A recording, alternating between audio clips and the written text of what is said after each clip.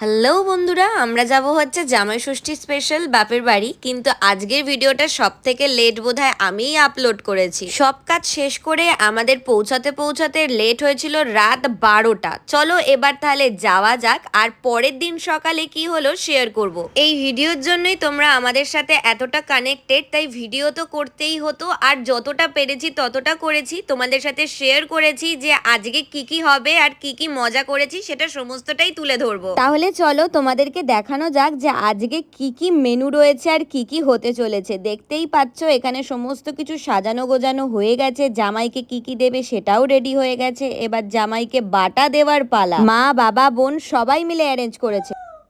এত ফাস্ট